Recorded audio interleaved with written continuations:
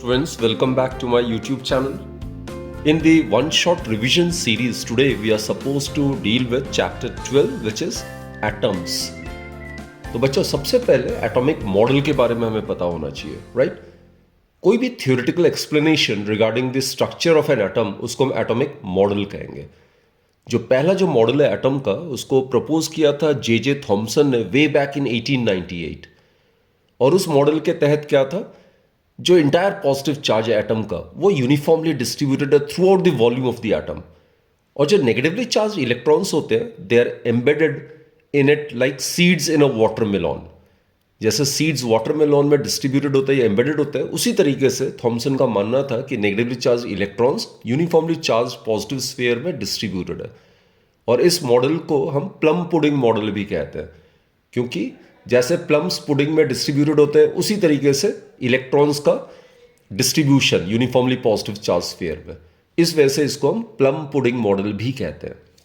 लेकिन बच्चों, subsequent studies हुआ एटम्स के बेसिस पे, या एटम्स के बारे में सब्सिक्वेंट स्टडीज हुआ डिफरेंट एक्सपेरिमेंट्स में, और ये पाया गया जो डिस्ट्रीब्यूशन ऑफ इलेक्ट्रॉन्स और पॉजिटिव चार्ज है, वो बहुत ही डिफरेंट था from that proposed in the Thomson model. और दूसरे और भी थॉमसन्स मॉडल जो है, वो emission of radiation in the form of spectral lines as in the case of hydrogen atom, उसको भी एक्सप्लेन करने में नाकामयाब था. बाकी जो अल्फा पार्टिकल स्कैटरिंग एक्सपेरिमेंट में अल्फा पार्टिकल लार्ज एंगल से स्कैटर करता है, उनको भी वो एक्सप्लेन नहीं कर पाया. तो एक्चुअली ये सारे ड्रॉबैक्स थे जिसकी वजह से Thomson's atomic model was naturally discarded, right? फिर एक ब्रेक थ्रू एक्सपेरिमेंट आया जिसको हम कहते हैं अल्फा पार्टिकल स्कैटरिंग एक्सपेरिमेंट. उसमें न्यूक्लियर मॉडल ऑफ एटम का कॉन्सेप्ट आया, right? That we are suppose to discuss. अब यहां पे देखो बच्चे, ये जो है एक्सपेरिमेंटल सेटअप जो उसने किया था, this the schematic arrangement of the Geiger Marsden experiment. तो इसमें आप देख ही सकते हो, ये जो सोर्स है, this is the source of alpha particle. Alpha particle is represented by He42, right? तो ये कोई भी सोर्स है अल्फा पार्टिकल का, and it is allowed to fall on a thin gold foil. इसकी थिकनेस बहुत ही कम थी, 2.1 इंटू 10⁻⁻7 मीटर का, राइट? और ये जो लेड ब्रिक्स है, it renders the alpha particle into a thin beam, right? और ये जो thin beam of alpha particle है, it is made to get incident on the gold foil. अब गोल्ड फॉयल से पास करने के बाद ये डिफरेंट एंगल से alpha particle were found to get scattered.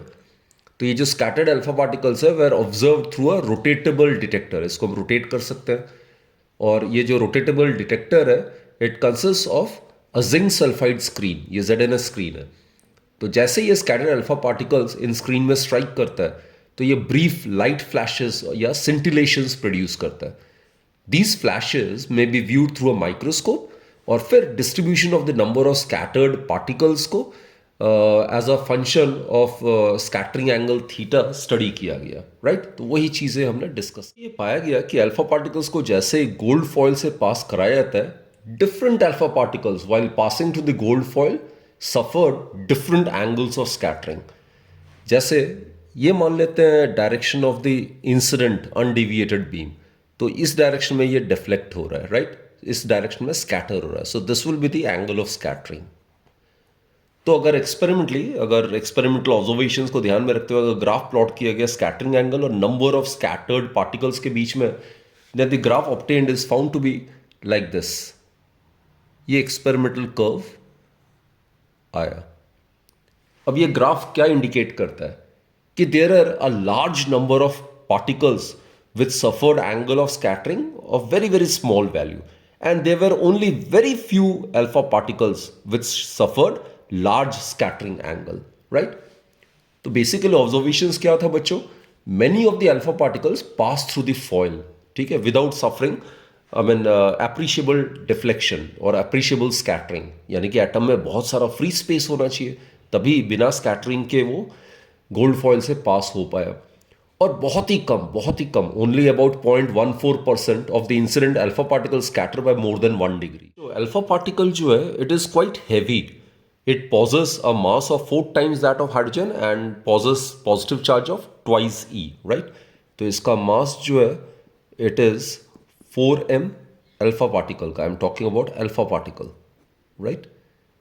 और इसका जो चार्ज है, it is +2e. So it is quite a heavy particle. अब इतने हैवी पार्टिकल को स्कैटर करने के लिए कोई ना कोई तो लार्ज रिपल्सिव फोर्स एक्ट करना चाहिए. और ये जो फोर्स है, it could be provided if greater part of mass of the atom and its positive charge were concentrated tightly at its centre. अब जैसे ये एटम है, इसका लगभग सारा का सारा मास या सारा का सारा पॉजिटिव चार्ज अगर यहाँ पे कहीं पे कॉन्सेंट्रेटेड है, तो उस केस में अल्फा पार्टिकल जो है जिसमें पॉजिटिव चार्ज है, तो इस पॉजिटिव चार्ज से रिपल हो सकता है, राइट. इसका अगर एटॉमिक नंबर Z है न्यूक्लियस का, तो ZE. तो इससे तभी रिपल्सिव फोर्स एक्सपीरियंस करने के बाद इसकी पाथ डिविएट हो सकते हैं या डिफरेंट एंगल से वो स्कैटर कर सकती है. तो बच्चे, न्यूक्लियर मॉडल के कॉन्सेप्ट से ही हम इस चीज़ को एक्सप्लेन कर सकते हैं कि various alpha particles they get scattered through different angles while passing to the gold foil. कुछ अल्फा पार्टिकल्स तो 180 डिग्री एंगल से भी स्कैटर करते हैं, that is they were able to retrace their path, right. And different alpha particles कई बिना scatter किए हुए चले गए, यानी कि एटम के अंदर बहुत सारा एम्प्टी स्पेस है.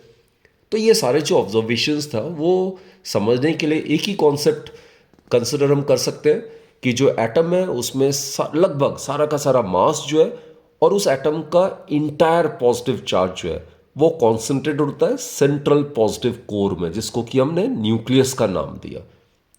तो बच्चों, ये जो एग्रीमेंट है ये supported by the hypothesis of the nuclear atom. तो इसी वजह से रदरफोर्ड को जो डिस्कवरी ऑफ न्यूक्लियस है उसका क्रेडिट दिया जाता है. ये न्यूक्लियर मॉडल, ये वाला डायग्राम से मैं और ज़्यादा डिटेल से एक्सप्लेन करने की कोशिश करता हूँ. रदरफोर्ड एटॉमिक मॉडल के तहत ही stated that atom is of spherical shape, right. इसका जो साइज है लगभग 10⁻⁻10 मीटर है. और न्यूक्लियस का जो साइज है, this size of the nucleus, it ranges between 10⁻⁻15 metre से लेके 10⁻⁻14 metre, right. So there is a lot of empty space inside the atom.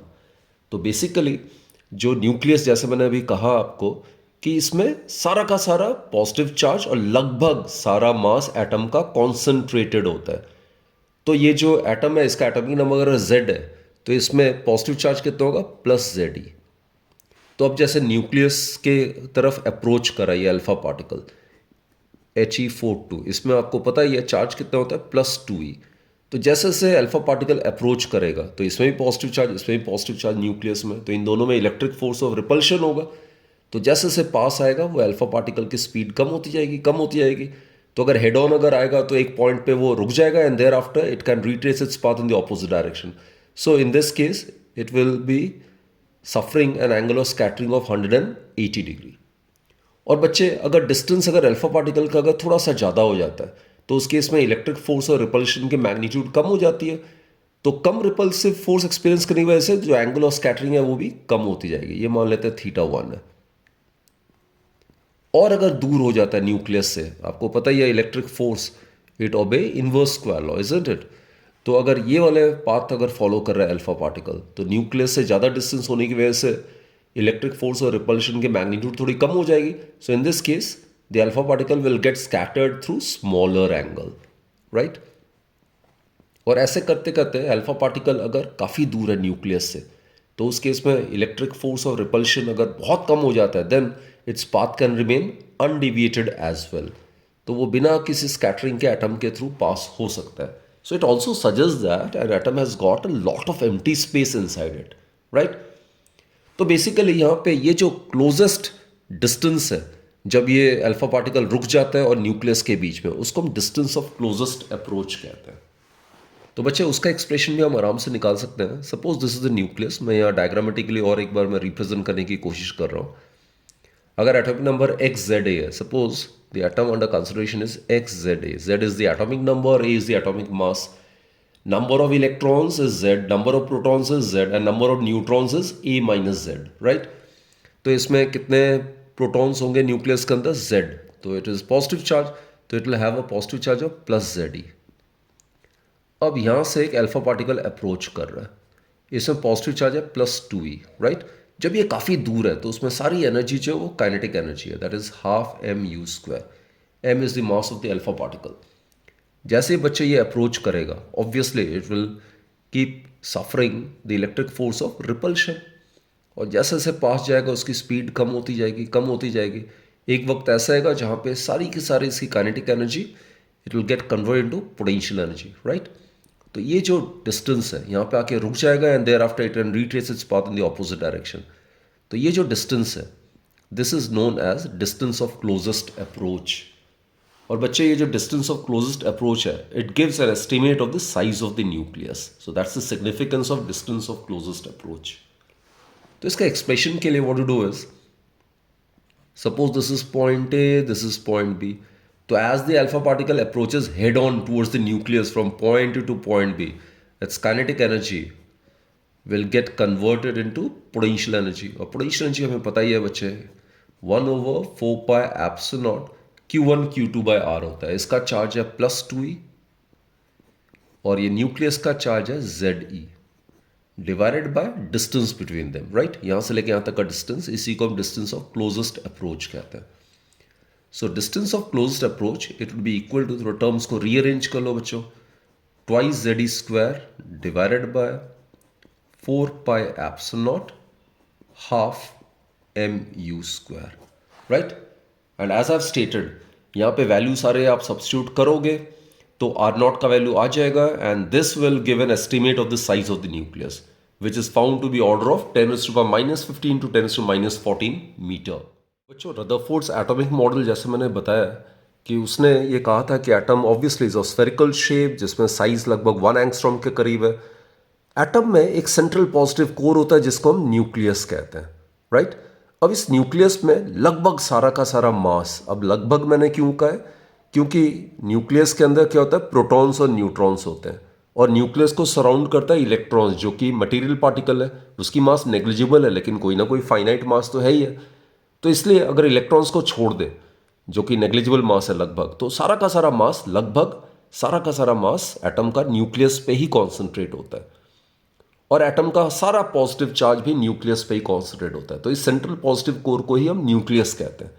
और इंपैक्ट पैरामीटर के कॉन्सेप्ट से न्यूक्लियस का जो डायमेंशन है या साइज है that is found to be रफली अबाउट 10⁻⁻15 to 10⁻⁻14 मीटर।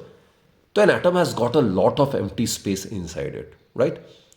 अब बच्चे टोटल जो चार्ज होता है एटम का नॉर्मल स्टेट में that is always electrically neutral.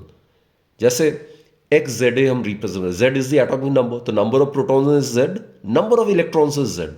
तो जितना proton net positive charge nucleus के अंदर रहता है, नेट पॉजिटिव चार्ज, उतना ही नेट नेगेटिव चार्ज इलेक्ट्रॉन्स द्वारा कैरी करते हैं surrounding the nucleus. So as a result, since charge is additive, as a result the net charge of an atom is always 0, right. So atom electrically neutral होता है। आगे बच्चे electron जो है वो न्यूक्लियस के अबाउट रिवॉल्व करता है, just like our solar system, I mean just like sun planet system, वैसे electrons revolve around the nucleus. अब प्रॉब्लम कहाँ पे आती है जरा देखते हैं, इसके ड्रॉबैक्स क्या है और क्यों रदरफोर्ड्स एटॉमिक मॉडल को डिस्कार्ड कर दिया गया।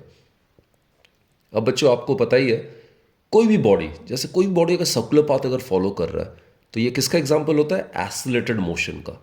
एसिलेटेड मोशन होने के लिए बॉडी का वेलोसिटी में चेंज होना बहुत ज़रूरी है। अब वेलोसिटी वेक्टर क्वांटिटी है, वेलोसिटी को चेंज होने के लिए या तो उसकी मैग्नीट्यूड चेंज होनी चाहिए या डायरेक्शन चेंज होनी चाहिए, राइट। तो कोई भी बॉडी का सर्कुलर पाथ अगर फॉलो करता है तो आपको पता है उसकी डायरेक्शन ऑफ मोशन लगातार चेंज होती है। At any instant the direction of motion is given by drawing a tangent. तो बच्चे कोई भी बॉडी जब सर्कुलर पाथ फॉलो करता है तो उसकी डायरेक्शन ऑफ मोशन चेंज होने की वजह से उसकी वेलोसिटी लगातार चेंज होती है। वेलोसिटी चेंज होने की वजह से उसमें एक्सेलरेशन होता है। So an object which moves in a circle is being constantly accelerated। और ये जो एक्सेलरेशन होता है उसका नेचर क्या होता है, सेंट्रीपिटल होता है, जो कि हमेशा कहाँ पे एक्ट करता है, along the radius towards the center। ये होता है सेंट्रीपिटल एक्सेलरेशन, राइट। तो क्लासिकल जो इलेक्ट्रोमैग्नेटिक थ्योरी है उसमें हमने पढ़ा है कि जो एक्सेलरेटिंग चार्ज पार्टिकल होता है वो हमेशा रेडिएशन एमिट करता है इन the form of electromagnetic waves. हमने पढ़ा था इलेक्ट्रोमैग्नेटिक वेव का सोर्स क्या है, accelerated charged particle, right? So since a charged particle is moving in a circular path, it is an accelerated motion and it should continuously emit electromagnetic waves। जब जो energy of an accelerating electron I mean क्या होना चाहिए, लगातार उसके घूमने से वो कंटिन्यूसली डिक्रीज होना चाहिए, क्योंकि जैसे जैसे इलेक्ट्रॉन लगातार न्यूक्लियस के अबाउट रिवॉल्व कर रहा है तो लगातार वो एनर्जी एमिट करेगा, तो ऑब्वियसली समय के साथ साथ उसकी एनर्जी लगातार कम होती रहनी चाहिए। तो इलेक्ट्रॉन एज अ रिजल्ट क्या होना चाहिए? It should spiral inward and eventually fall into the nucleus. जैसे मैंने कहा, इसको मैं डायग्रामेटिकली रिप्रेजेंट कर रहा हूं। Suppose this is the nucleus, right. अब मैंने कहा इलेक्ट्रॉन जब न्यूक्लियस के अबाउट रिवॉल्व कर रहा है तो वो लगातार एसिलेटेड मोशन है। तो acylated charge particle electromagnetic wave को एमिट करेगा, तो जिससे लगातार उसकी एनर्जी कम होती जाएगी। तो लगातार एनर्जी कम होती जाएगी तो electron will follow circular path around the nucleus of decreasing radius. तो as a result it will follow a spiral path and eventually it should collapse into the nucleus.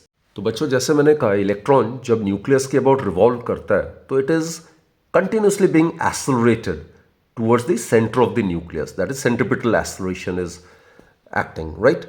So हमें यह भी पता है क्लासिकल इलेक्ट्रोमैग्नेटिक थ्योरी के तहत कि कोई भी चार्ज पार्टिकल जो है it emits radiation in the form of electromagnetic wave. तो इलेक्ट्रॉन जब न्यूक्लियस के अबाउट रिवॉल्व करता है तो लगातार वो एनर्जी लूज करता जाएगा। तो it should follow circular path of smaller and decreasing radius. तो इवेंचुअली क्या होता है? Electron must collapse into the nucleus. तो बेसिकली जो रदरफोर्ड एटॉमिक मॉडल है, it could not explain the stability of an atom, right. तो उसके हिसाब से तो एटम कभी स्टेबल हो ही नहीं सकता इस तरीके से। तो this was one of the most important drawback of Rutherford's atomic model. And also बच्चे, Rutherford could not explain the origin of spectral lines as in the case of hydrogen and hydrogen like atoms. अब Rutherford की अगर atomic model अगर consider करें तो उस हिसाब से जो है इलेक्ट्रॉन को कंटिन्यूस स्पेक्ट्रम एमिट करना चाहिए, in contradiction to the line spectrum actually which we observe. तो बच्चों, नील बोहर ने जो सर्टेन मॉडिफिकेशंस किया रदरफोर्ड एटॉमिक मॉडल को, और उसने जो है क्लासिकल और अर्ली क्वांटम कॉन्सेप्ट्स को दोनों को मिला के एक नया थ्योरी दिया in the form of some postulates, right. Bohr suggested that an electron in an atom while revolving, they revolve in a certain stable orbits, और ये नॉन रेडिएटिंग ऑर्बिट्स है, राइट। तो बोहर ने कहा कि इलेक्ट्रॉन जो है वो न्यूक्लियस के अबाउट रिवॉल्व करता है स्टेबल ऑर्बिट्स में without the emission of radiant energy. Clear बच्चों? और दूसरा जो था, बोहर ने ये सजेस्ट किया कि ये जो स्टेबल ऑर्बिट्स है इसमें जब ये रिवॉल्व करता है तो इलेक्ट्रॉन सिर्फ उन्हीं ऑर्बिट में रिवॉल्व कर सकता है जिसमें उसका angular momentum is given by some integral multiple of h/2π, right. तो सेकेंड वाले केस में अगर इलेक्ट्रॉन इस ऑर्बिट पे रिवॉल्व कर रहा है, suppose its radius is r, right, electron of mass m is revolving से अलोंग दिस डायरेक्शन। तो इस केस में इसकी लीनियर मोमेंटम की डायरेक्शन ऐसी हो जाएगी। तो बच्चे, जो एंगुलर मोमेंटम है, angular momentum as you are aware it's given by the cross product of position vector and the linear momentum. इस केस में रेडियस वेक्टर और लीनियर मोमेंटम की जो एंगल 90 डिग्री है, so it will be R P, so it will be R M V, right, यानी कि M V R हो जाएगा। And electron can revolve only in those orbits in which the angular momentum of the orbiting electron is given by some integral multiple of h/2π. Here h is the Planck's constant जिसका value हमें पता ही है, it is 6.6 into 10⁻34 joule second, right. And n is an integer, तो आप इसको ऐसे लिख सकते हो, l is equal to NH divided by 2π। एक और बच्चों इंपॉर्टेंट सा पोस्टुलेट है, वो ये है कि हर एक ऑर्बिट में एक definite amount of energy is associated, right.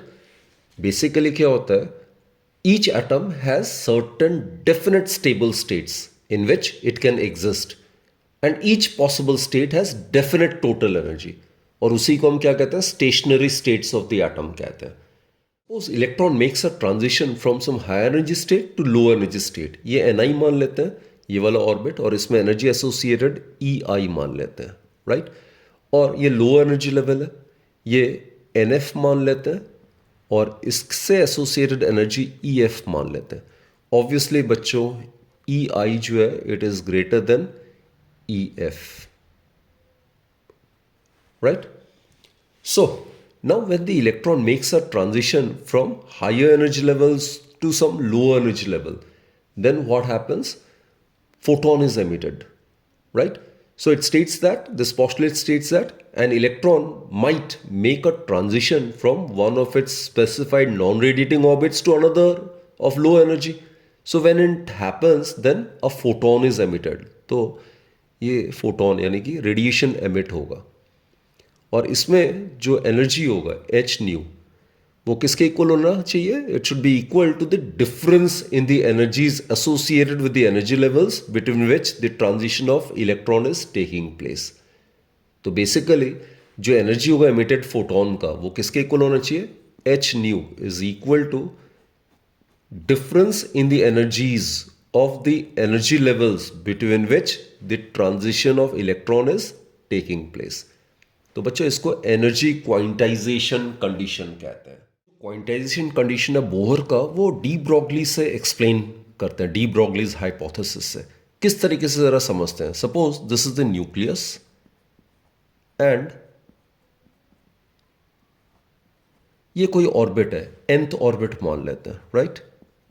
This is the nth orbit having radius Rn मान लेते हैं, और इलेक्ट्रॉन इसमें ऑर्बिट कर रहा है, और इलेक्ट्रॉन मान लेते हैं ये एंटी क्लॉकवाइज ऑर्बिट कर रहा है, और उसकी जो वेलोसिटी है किसी भी इंस्टेंट में it will B tangential, and suppose it's orbital velocity is Vn.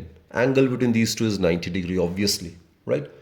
और बच्चों जो डी ब्रॉगली है उसने क्या कहा था कि कोई भी, उसने आर्ग्यू किया था कि इलेक्ट्रॉन जो है उसकी सर्कुलर ऑर्बिट में it must be seen as a particle wave, right. उसके वेव नेचर को अगर कंसिडर करें तो ये हमें पता है, ये इलेक्ट्रॉन ऑर्बिट कर रहा है और यहां से लेकर यहां तक एक पूरा वेव बन रहा है. So this is actually lambda, this one, यहां से लेकर यहां तक. तो पूरा जो ये डिस्टेंस है उसमें इंटीग्रल मल्टीपल के टर्म्स में ही लैम्डा का वैल्यू आना चाहिए.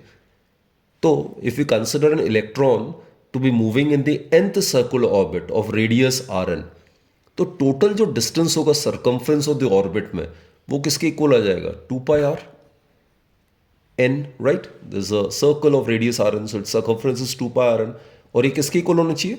Some integral multiple of lambda, right. n is 1, 2, 3 and so on. Now students look, as per de Broglie's hypothesis, जो lambda है that would be equal to h by mv, और v कौन सा? ये orbital velocity of the electron in the nth orbit is considered to be vn, right. So it is mvn. तो अगर हम value अगर सब्स्टिट्यूट करते हैं लैम्डा का यहाँ पे, what we get is 2 pi rn, it is equal to n. Lambda की जगह ये वैल्यू यहाँ सब्स्टिट्यूट कर दो, it will be h by mvn.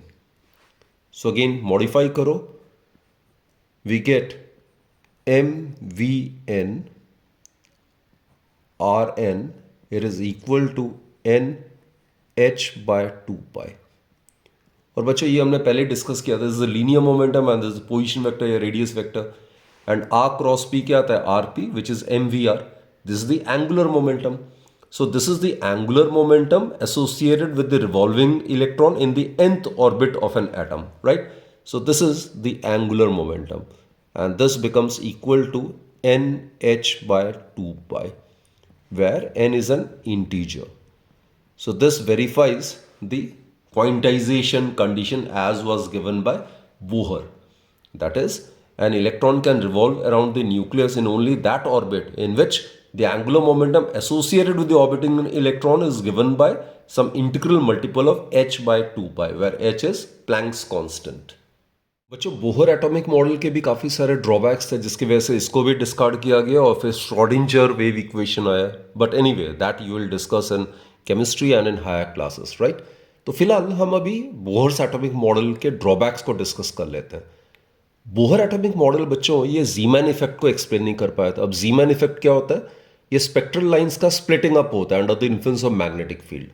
Then Bohr model could not explain the Stark effect. अब Stark effect क्या होता है?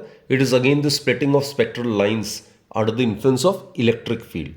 तो basically ये जो Bohr atomic model है, it could not explain the Zeeman effect nor the Stark effect. अब जब स्पेक्ट्रल लाइन जो है उसको ऑब्जर्व किया गया माइक्रोस्कोप से, तो it is found to contain several closely spaced lines. तो Bohr could not explain the fine structure of spectral lines.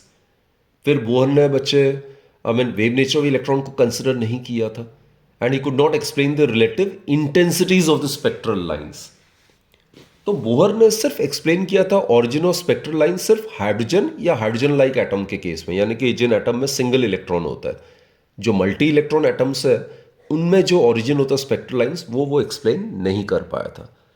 So this was about Bohr's atomic model and the drawbacks. Students, let us find out the expression for the radius of the nth possible orbit, and in the process we'll also determine the expression for the velocity and the energy of electron in the nth orbit, right?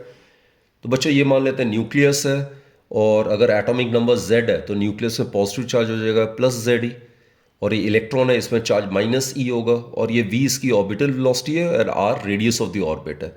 और आपको पता ही है जो direction of motion है electron का, that is velocity vector और radius vector के बीच में एंगल 90 डिग्री होगा, राइट? तो जब इलेक्ट्रॉन रिवॉल्व कर रहा है न्यूक्लियस के अबाउट, तो इसमें कौन सा फोर्स होगा? इलेक्ट्रॉन में नेगेटिव चार्ज है, न्यूक्लियस में positive charge, so there will be electric force of attraction, right? ये इलेक्ट्रिक फोर्स है.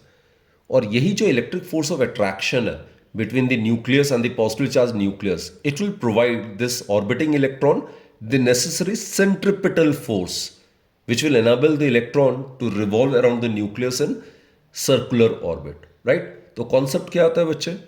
जो इलेक्ट्रिक फोर्स है इलेक्ट्रॉन और न्यूक्लियस के बीच में, वही इलेक्ट्रॉन को नेसेसरी सेंट्रिपिटल फोर्स प्रोवाइड करेगा.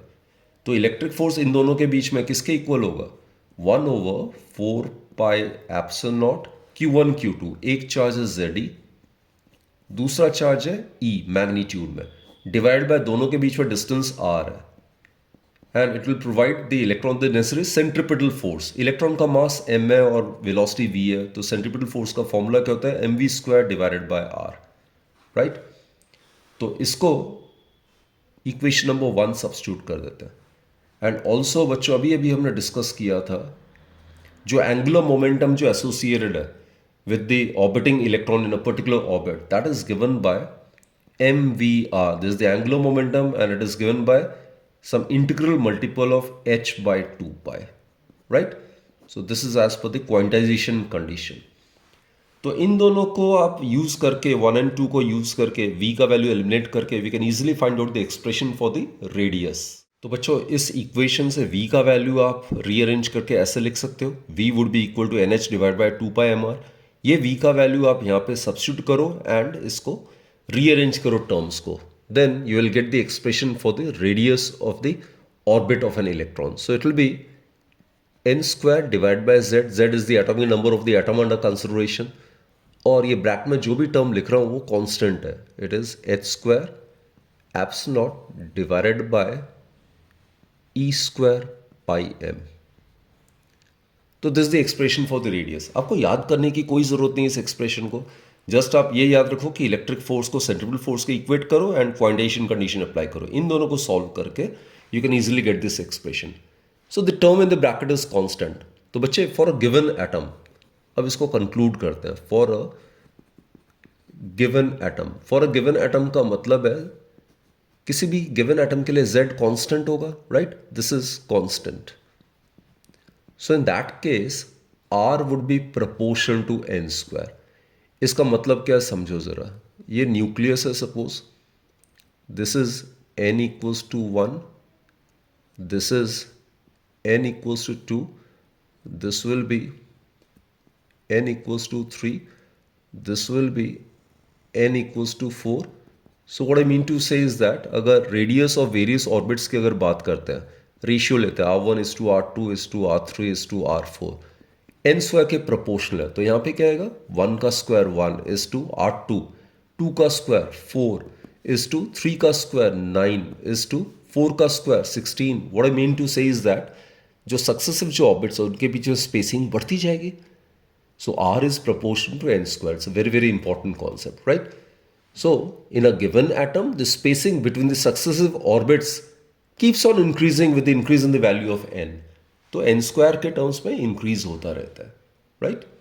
और दूसरा बच्चों फॉर अ गिवन ऑर्बिट, ये सेकंड सिचुएशन है, फॉर अ गिवन ऑर्बिट, यानी कि n को अगर हम कांस्टेंट मान दें किसी भी गिवन ऑर्बिट के लिए, r क्या होगा, इन्वर्सली प्रोपोर्शनल टू z होगा। अब इसका मतलब मैं समझाता हूँ। एक हम लाइटर न्यूक्लियाई ले लेते हैं और एक हैवियर न्यूक्लियाई ले लेते हैं। ये heavier nuclear, diagrammatically it is pretty clear, right. तो Z1 जो है it is less than Z2, this is lighter nuclear, this is heavier nuclear. इसमें फर्स्ट ऑर्बिट का केस लेते हैं n इक्वल्स टू 1, और इसमें भी फर्स्ट ऑर्बिट का केस ले रहे हैं, this is also n equals to 1। तो इसका रेडियस जो होगा ये R1 मान लेते हैं, इसका रेडियस R1 डैश मान लेते हैं। सो R1 would be greater then R1 dash, समझ रहे हो आप। तो लाइटर न्यूक्लियाई के केस में गिवन ऑर्बिट का रेडियस जो होगा वो ज़्यादा होता है, हैवियर न्यूक्लियाई के केस में उसी गिवन ऑर्बिट का रेडियस कम होता है। ये इन्वर्सली प्रोपोर्शनल है। So the radius of a particular orbit is greater for lighter nuclei and the radius of that particular orbit for the heavier nuclei is smaller. So that's the conclusion. अब बच्चों ये r का value जो यहाँ पे है, ये जो r का एक्सप्रेशन है, ये वैल्यू अगर हम यहाँ पे सब्स्टिट्यूट करेंगे तो we will get the expression for the orbital velocity of an electron. So simply substitute this value of r over here in equation 3 and you should get the expression for the orbital velocity. It comes out to be v equals to z by n, और Brackett में आ जाएगा बच्चों e square divided by 2h epsilon not. अब again ये bracket वाला term जो है that is constant. So now let's discuss this particular result. So for a given atom, for a given atom का मतलब मैंने आपको समझाया है कि z इज कांस्टेंट। किसी भी गिवन एटम के लिए उसका एटॉमिक नंबर कांस्टेंट होगा, और अगर z अगर कांस्टेंट है तो v जो है वो इन्वर्सली प्रोपोर्शनल टू n आ रहा है। अब इसका मतलब जरा समझने की कोशिश करते हैं और वो भी डायग्रामेटिकली हम डिस्कस करते हैं। Suppose this is the nucleus under consideration, right. इसमें पॉजिटिव चार्ज प्लस z ही होगा अगर इसका एटॉमिक नंबर z है। ये बच्चों n इक्वल्स टू 1 है, ये n इक्वल्स टू 2 है। ध्यान रखना सक्सेसिव ऑर्बिट्स के बीच में जो स्पेसिंग है वो बढ़ता जाएगा क्योंकि r proportional to n square होता है। ये n इक्वल्स टू 3 है तो ये स्पेसिंग बढ़ता जाएगा। जब इलेक्ट्रॉन इस ऑर्बिट में रिवॉल्व करता है तो क्या इन्वर्सली प्रोपोर्शनल है, तो इनर शेल्स में इलेक्ट्रॉन की वेलोसिटी ज़्यादा होगी, आउटर शेल्स में इलेक्ट्रॉन की ऑर्बिटल वेलोसिटी कम होगी। तो यहाँ पे अगर वेलोसिटी v1 है, यहाँ पे अगर वेलोसिटी v2 है, यहाँ पे वेलोसिटी अगर v3 है, तो क्या होना चाहिए, v1 should be greater than v2 and it should be greater than v3। Now students, in the second case what we can do is for a given orbit, किसी भी गिवन ऑर्बिट के लिए हम डिस्कस करते हैं for a given orbit. Given orbit में क्या होगा, n का वैल्यू जो होगा वो कांस्टेंट होगा। जैसे फर्स्ट ऑर्बिट का केस ले लेते हैं हम, एक लाइटर न्यूक्लियाई के लिए लेते हैं। Suppose this is for lighter nuclei, this is suppose Z1, और ये मान लेते हैं हैवियर न्यूक्लियाई के लिए, right. This is Z2, it's a heavier nuclei. अब इसका रेडियस जो है अगर n इक्वल्स टू 1 ले रहे हैं तो ऑब्वियसली इसका रेडियस बड़ा होगा as compare to the radius of the first orbit in the case of a heavier nuclei, क्योंकि रेडियस आपको पता है इन्वर्सली प्रोपोर्शनल टू z होता है, राइट। सो ये हमने शायद r1 डैश लिया था। यहाँ पे बच्चों ऑर्बिटल वेलोसिटी मान लेते हैं v1 है। Suppose this is v1 and here let us consider to be v1 dash. अब यहाँ पे क्लियर है बच्चों, जो z2 है it is greater than Z1, और हमें पता है v proportional to z by n है। तो for a given orbit n जब कांस्टेंट है तो v क्या हो जाएगा, प्रोपोर्शनल टू z हो जाएगा। यानी कि अगर हैवियर न्यूक्लियाई का केस लेते हैं, उसमें in a given particular orbit the orbital velocity of the electron would be much greater as compare to the orbital velocity of the electron in the same orbit for the lighter nuclei. So if Z2 is greater than Z1 for a given orbit, जो orbital velocity होगा heavier nuclei के case में वो ज़्यादा होगा as compare to the orbital velocity of the electron in the same orbit for the lighter nuclei, right. So that's the conclusion. तो बच्चों हमने रेडियस ऑफ द ऑर्बिट और velocity of an orbiting electron का expression निकाल लिया। Now we will discuss about the energy possessed by an orbiting electron. अब बच्चों जो इलेक्ट्रॉन है उसके ऑर्बिटल मोशन की वजह से it will obviously possess kinetic energy by virtue of its motion and by virtue of its position or configuration with respect to the nucleus, the electron will also possess potential energy. So total energy possessed by an electron at any instant would be given by sum total of kinetic energy and potential energy. ये है कि electron जब nucleus के about orbit करता है तो जो electric force of attraction है between the electron and the positive charge nucleus that provides the electron the necessary centripetal force. तो ये इलेक्ट्रिक फोर्स है और ये सेंट्रीपिटल फोर्स है, राइट. अब देखो बच्चे, काइनेटिक एनर्जी का एक्सप्रेशन पहले हम निकालते हैं. Kinetic energy is the energy possessed by the electron by virtue of its motion, और इसका फॉर्मूला क्या होता है काइनेटिक एनर्जी का? It is equal to half mv², right. अब देखो यहाँ पे इस वाले एक्सप्रेशन में आर आर कैंसिल आउट हो गया, हाफ हाफ से दोनों तरफ अगर आप मल्टीप्लाई कर दोगे तो हाफ mv² आ जाएगा ये. So it will be equal to half and then 1 over 4 pi epsilon naught E into ZE. ये इलेक्ट्रॉनिक चार्ज है और ये न्यूक्लियस में चार्ज है. So it will B ZE² divided by R. ये वाला R और R² का एक R कैंसिल आउट हो जाएगा. So will be left with this. तो बेसिकली बच्चों जो काइनेटिक एनर्जी है इलेक्ट्रॉन का that is given by half k ZE² divided by R, right? And here obviously K is 1 over 4 pi epsilon naught. And this is the energy possessed by an electron by virtue of its motion. So that's kinetic energy. Now students, let's find out the expression for the potential energy. अब यहाँ पे electric potential energy है. Electric potential energy का formula क्या होता है? For a system comprising of two charges, it is 1 over 4 pi epsilon naught Q1 Q2 by R. तो इसका एक्सप्रेशन आएगा 1 over 4 pi epsilon naught Q1 Q2. एक charge E है तो इसमें अगर नेगेटिव है नेगेटिव ही आएगा, पॉजिटिव चार्ज है तो पॉजिटिव लिखेंगे. Energy is a scalar. तो यहाँ पे न्यूक्लियस में पॉजिटिव चार्ज है ZE और इनके बीच में डिस्टेंस है R. तो this is the electric potential energy. So potential energy जो होगा that is equal to minus ZE² divided by 4 pi epsilon naught R. That is potential energy. It is equal to 1 over 4 pi epsilon को हम K लिख सकते हैं तो minus K ZE² divided by R. So this is the expression for the potential energy possessed by an electron by virtue of its position with respect to the nucleus, right? अब बच्चे ये negative sign आपको पता ही है. Negative sign potential energy negative कब होता है? When there exist electric force of attraction between the two bodies under consideration. So this negative sign suggest that there exist an electric force of attraction between the electron and the nucleus. And total energy possessed by an electron, it would be given by sum total of kinetic energy and potential energy. So kinetic energy is kZe² divided by 2R and potential energy is minus kZe² divided by R. तो बच्चों देख लो आप kZe² by R common है तो यहाँ पे bracket में half minus one, half minus one would be equal to minus half. That is total जो एनर्जी है that is kinetic energy plus potential energy. यही मैंने कहा ये टोटल एनर्जी है. तो इसको सॉल्व करने के बाद टोटल एनर्जी जो आता है that would be equal to, जैसे मैंने कहा ZE² बाय R कॉमन है kZe², half minus one is minus half. So it will be minus half kZe² divided by R. तो टोटल एनर्जी नेगेटिव आ रहा है. इसका मतलब है इलेक्ट्रॉन और न्यूक्लियस जो it is a bound system. It is a bound system. Nucleus जो वो इलेक्ट्रॉन को होल्ड करके रखा हुआ है. So whenever the total energy of a system is negative, it suggests that it is a bound system or there exists an electric force of attraction between the two bodies under consideration. अब बच्चों ये kinetic energy है, ये potential energy है और ये total energy है. इन तीनों के बीच में ये रिलेशनशिप आराम से आप देख सकते हो, right. Total energy is equal to negative of kinetic energy. Kinetic energy कभी नेगेटिव हो नहीं सकता ऑब्वियसली. काइनेटिक एनर्जी और पोटेंशियल एनर्जी में देखो रिलेशन.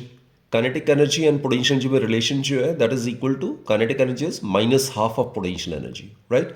एंड पोटेंशियल एनर्जी और टोटल एनर्जी में रिलेशनशिप आप चेक करो, potential energy is equal to twice that of total energy. तो बेसिकली ये आप ज़रूर याद रखना, इसमें फ़ायदा ये होता है कि इलेक्ट्रॉन का कोई भी एक एनर्जी अगर गिवन है, total energy, kinetic energy, potential energy में से कोई भी एक एनर्जी अगर न्यूमेरिकल में अगर गिवन है, then the other two energies can be easily found directly by using this formula, right. बच्चों अब हम करते हैं एक जनरल सा expression, energy possess by an electron in the nth orbit of an atom having atomic number z, उसका expression, एक general सा एक्सप्रेशन। तो सिंपली वो आया कहाँ से, ये r ऑलरेडी हमने इसका एक्सप्रेशन निकाला हुआ था, radius of the nth orbit, right. ये वैल्यू r का अगर यहाँ पे सब्स्टिट्यूट करो और थोड़ा सा टर्म्स को अगर रीअरेंज करो, then you should get this expression. जो energy possess by an orbiting electron in the nth orbit, it should be given by minus, total energy negative है ये मैंने बताया, ये सजेस्ट करता है कि इलेक्ट्रॉन और एटम जो न्यूक्लियस जो है, it forms a bound system, right. So it is given by minus 1/4πε0 का होल स्क्वायर, ये बेसिकली k है, 2π² me4 z² divided by n² h²। m mass of an electron है, z एटॉमिक नंबर है, right. So this is the expression for the energy possessed by the electron in the nth orbit of an atom. बच्चों hydrogen atom की अगर बात करें तो z का value 1 हो जाएगा, एटॉमिक नंबर इज 1, तो En इसका वैल्यू ये आ जाएगा। तो n को छोड़ के बाकी सारे जो वैल्यूज हैं दे आर कांस्टेंट, तो इनका वैल्यू अगर आप सब्स्टिट्यूट करोगे, then for n equals to n, nth orbit के केस में En का वैल्यू जो आता है, I am talking about hydrogen atom, the energy possessed by an electron while orbiting in the nth orbit of an hydrogen atom, that would be given by minus 13.6 divided by n²। अभी बताया मैंने n² को छोड़ के बाकी सारे constant है, तो उनका वैल्यू आता है minus 13.6 electron volts. Atomic nuclear physics में एनर्जी का यूनिट नॉर्मली हम इलेक्ट्रॉन वोल्ट्स में एक्सप्रेस करते हैं, and 1 electron volt is 1.6 × 10⁻⁻19 joule, right.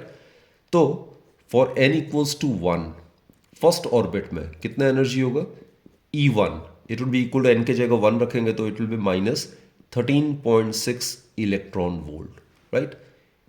For n equals to 2, E2, energy associate with the second orbit of the hydrogen atom, तो यहाँ पे 2 रखेंगे तो माइनस 13.6 डिवाइड बाय 4 हो जाएगा, so it will be minus 3.4 electron volt.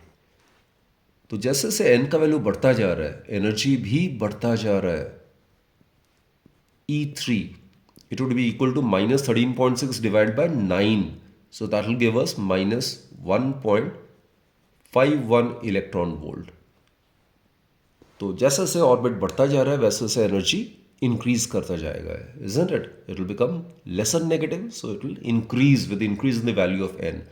Similarly बच्चों, for n equals to infinity, E infinity कितना होगा, ये इन्फिनिटी का स्क्वायर, इन्फिनिटी चाहे anything divide by infinity will be 0, so this is the maximum value, right. This will be the maximum value. सो ये energy quantized है, a definite amount of energy is associated with each energy level. Energy level diagram है hydrogen atom के case में, this is very very important one. अभी हमने discuss किया n का वैल्यू 1 है, यानी कि ग्राउंड स्टेट में the energy associated is minus 13.6 electron volt. Corresponding to n equals to 2, the energy is minus 3.4 electron volt. So energy is increasing with the increase in the value of n, and eventually for n equals to infinity, the energy becomes 0. So this is the energy level diagram of hydrogen atom. So this was the expression.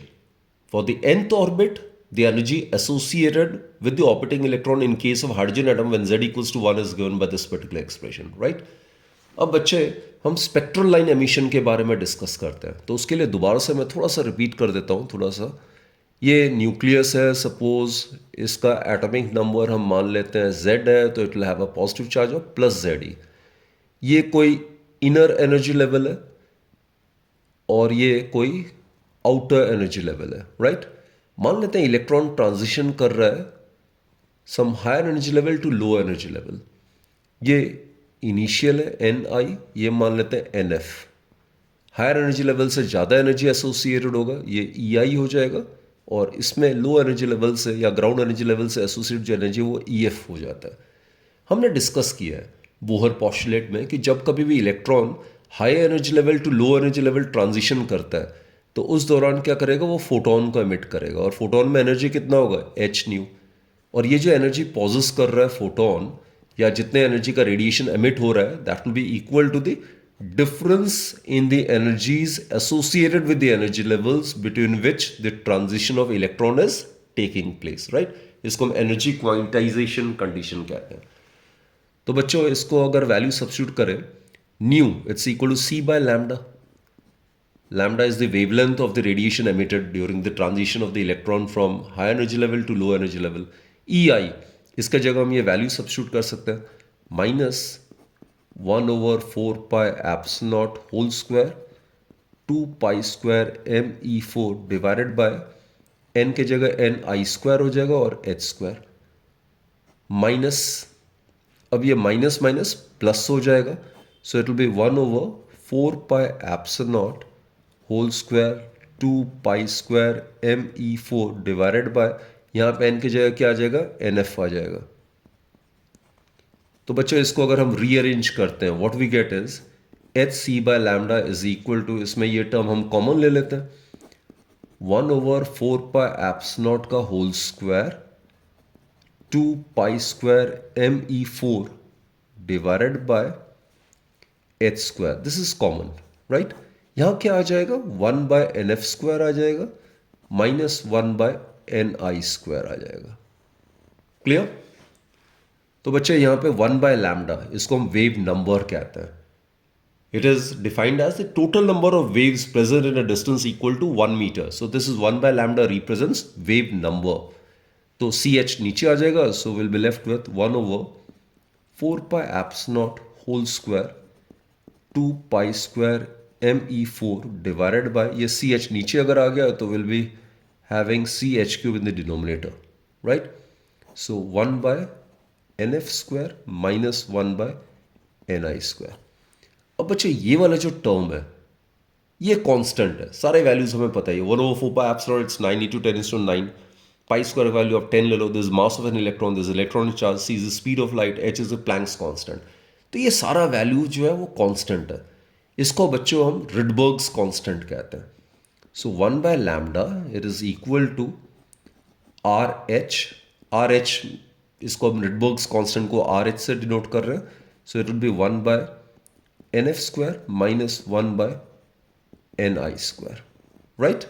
यहां पे Rydberg's constant, इसको अगर solve करोगे इसका value आता है 1.1 × 10⁻⁷।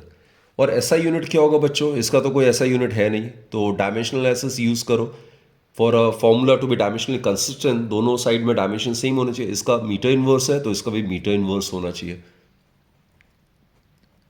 तो यहाँ पे वैल्यू सारे सब्स्टिट्यूट करोगे तो रिडबर्ग्स कांस्टेंट का ये वैल्यू आता है 1.1 × 10⁻⁷ metre inverse, it's approximate value, right. अब बच्चों स्पेक्ट्रल लाइंस की बात कर लेते हैं।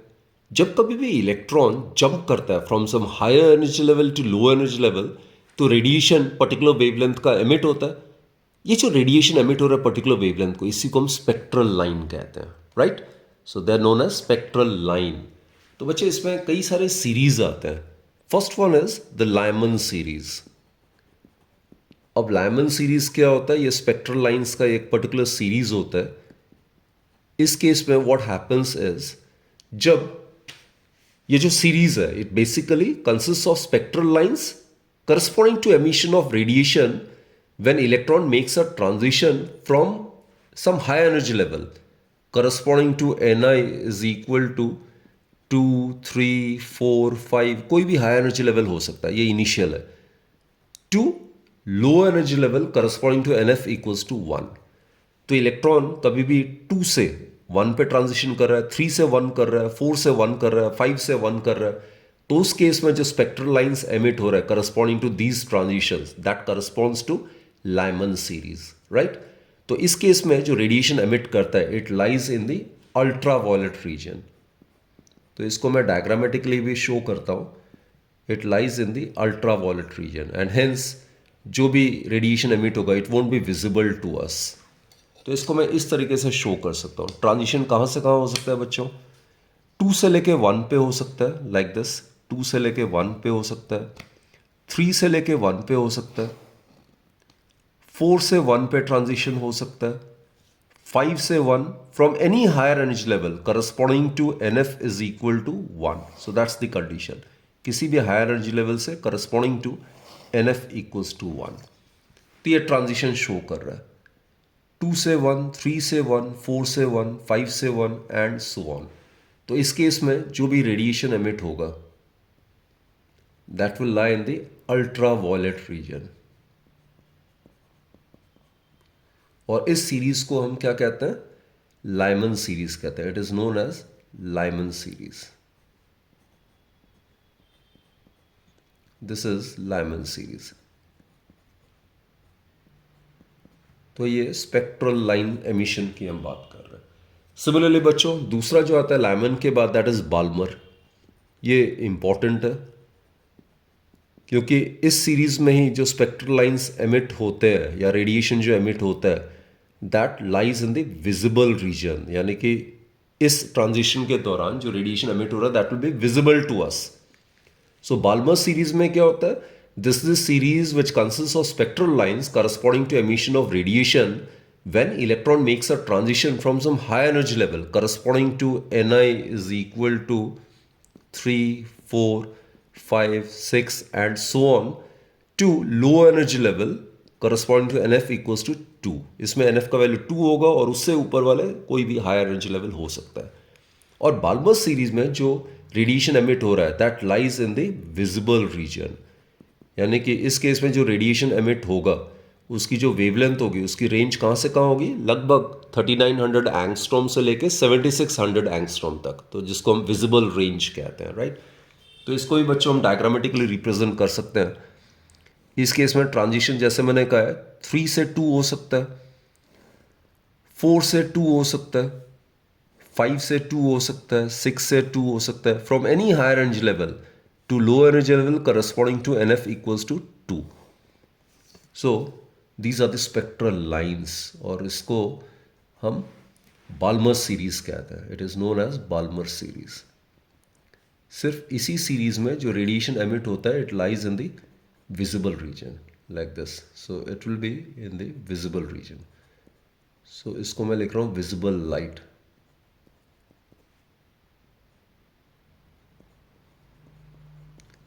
राइट। बाकी जो स्पेक्ट्रल लाइन सीरीज है उसको भी मैंने रिप्रेजेंट किया हुआ है डायग्रामेटिकली। तो बाल्मर सीरीज के बाद पास्टन सीरीज आता है जिसमें Ni 4, 5, 6, 7 होगा और NF 3 होगा। उसका ब्रैकेट सीरीज आता है जिसमें जो फाइनल जो एनर्जी स्टेट होगा that will be corresponding to 4 और हायर एनर्जी लेवल होगा 5, 6, 7, 8 एंड सो ऑन। पास्टन और ब्रैकेट में दोनों में जो रेडिएशन एमिट होगा that will be lying in the infrared region. So इसको भी मैंने डायग्रामेटिकली रिप्रेजेंट किया हुआ है। So this is hydrogen line spectra, right. ये हाइड्रोजन एटम के केस में हमने डिस्कस किया हुआ है। तो बच्चों बोहर का जो मॉडल है it presents an elegant picture of an atom, लेकिन इसको हम कॉम्प्लेक्स एटम के लिए इसको जनरलाइज नहीं कर सकते। तो बोहर जो पॉस्टुलेट है उसमें भी काफ़ी सारे ड्रॉबैक्स हैं जो कि हमने डिस्कस किया हुआ है। तो आगे जाके हायर क्लासेस में या केमिस्ट्री में आप लोग इसको डिटेल से पढ़ोगे। श्रोडिंजर वेव इक्वेशन जिससे आप electron in the form of cloud के फॉर्म में उसको आप डिटेल से स्टडी करोगे। जो भी ड्रॉबैक्स है और कॉम्प्लेक्स एटम्स के लिए क्या जनरलाइज स्टेटमेंट है वो सारे पोस्टुलेट्स आपने पढ़ना है, राइट। फिलहाल CBSE सिलेबस में इस चैप्टर में एटम्स में जो भी टॉपिक दिया हुआ था we have discussed it in detail, right. So I am very very sure कि आपने अगर ये वीडियो पूरे शुरू से लेके बिल्कुल आखिर तक आपने देखा होगा तो you will get immensely benefited, no doubt about that. और एक एक एक्सप्रेशंस बच्चों ज़रूर कर लेना और कोई शॉर्टकट नहीं, कुछ नहीं। CBSE में आपने स्टेप बाय स्टेप हर एक अपने लिखना होता है, जस्टिफाई करना होता है। तो आप अपनी राइटिंग हैबिट को भी इन्हांस करो एंड सिलेक्टिव स्टडी अवॉइड करो, हर टॉपिक को डिटेल से स्टडी करो। And wishing you a very very happy learning and all the best for your forthcoming exams, right. Keep watching my videos बच्चों। Thank you.